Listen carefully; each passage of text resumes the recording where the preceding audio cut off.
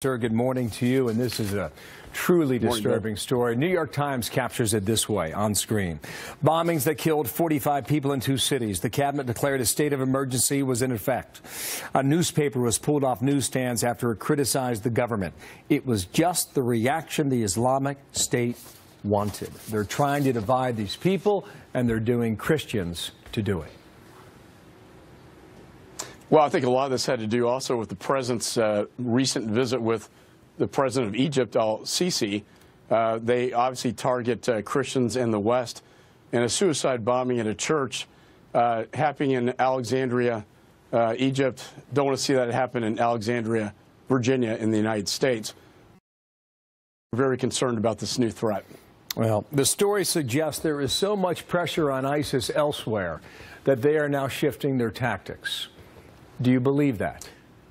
Yeah, I think ISIS has a new sort of era of terror. When you look at their spokesman, Sheikh Adnani, who was taken out by a drone strike, he talked about not coming to Iraq and Syria to the caliphate, but rather killing the kuffar, as he called it, the non-believer, in their backyard. That's what Rahami, the New York bomber, did.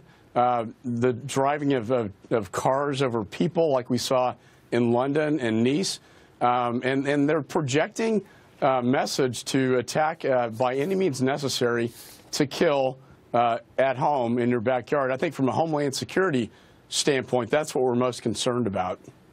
You mentioned here at home. You've got a new report about homegrown terror. What does that tell you based on the conclusion in that report? What's it say? Well, that this is far from over, that they're plotting to hit the West, both aviation sector.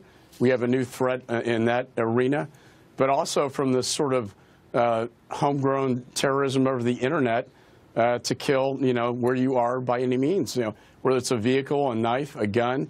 And this is a very hard thing to stop, Bill. When you have someone radicalizing over the internet like what we saw in Sweden, in London, suicide bombers are always a concern. I mean, imagine what happened in Egypt happening in the United States, a suicide bomber showing up to a church on Easter Sunday. And this happened on Palm Sunday, obviously a direct message to the United States. I think, again, it was a response to the president's meeting with the president of Egypt, al-Sisi.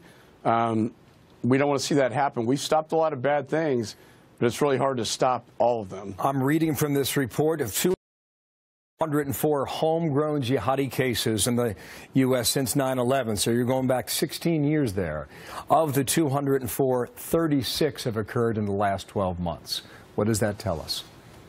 It shows you that this is accelerating. The ideology is penetrating over the internet.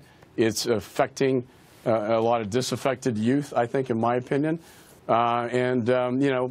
We work with the FBI and Homeland Security to stop these things in the United States. We have 1,000 investigations in all 50 states. We've arrested 150 of these guys, but you don't know where it's going to pop up next.